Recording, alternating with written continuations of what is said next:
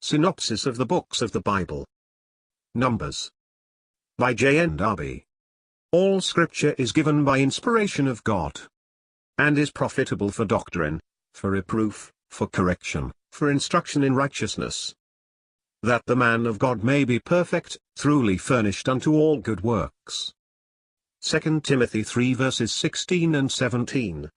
Synopsis of the Books of the Bible. By John Nelson Darby. Numbers chapter 11. The murmuring of the people and God's answer.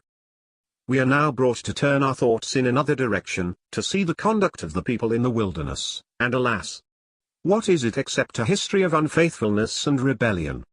Let us add, however, that it is also that of the forbearance and the grace of God. It is an extremely humbling and instructive picture. We shall briefly review the different forms of unbelief which are here presented to us. The first thing we find, after the sweet manifestation of the love of God, is the murmuring of the people. They complain of fatigue, where God is seeking a resting place for them. God chastens them. Humbled, they cry unto Moses, and upon his intercession, the chastening is removed, but their heart remains alienated from the Lord, and, seduced by the mixed multitude who accompanied them, and to whom Canaan was not a land of promise, they get wearied with the manna. How often does Christ, the bread of life, not suffice a heart, not in communion with God? The heart seeks elsewhere for its nourishment.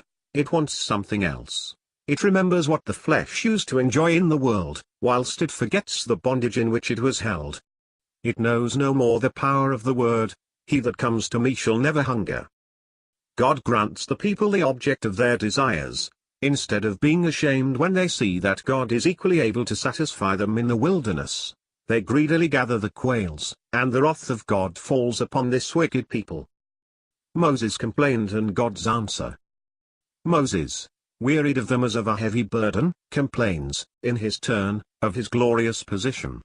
God relieves him of the weight of his charge, but not without upbraiding him, and he adjoins 70 persons to him to help him in bearing it.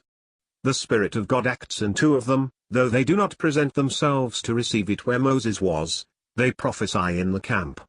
Joshua, jealous of the glory of his master, wishes them to be silenced. But if Moses, see note, unable to bear the weight of his glory, has been obliged to share it with others, and, up to a certain point, lose part of it, he shows at least, in this circumstance, the depth of the grace that was in him. He does not envy those who prophesy in the camp. Would God, he says, that all were prophets. Note. Remark here the difference even in the blessed apostles' faith, comparing chapter 11 verse 12 here and Galatians 4 verse 19, see also 2 Corinthians 11 verse 28. It is possible that this failure of Moses under the pressure of the weight of the people, giving occasion to the prophesying in the camp, was the occasion also of the rising up of Miriam and Aaron against him. At any rate, God maintained the authority of his servant, who, as to himself, held his ground by unfeigned meekness, and leaving all that concerned himself to God. End of note. There is something very beautiful in the spirit which animated this servant of God. Finally, whatever may be God's arrangements, he is sovereign in the dispensations of his Spirit,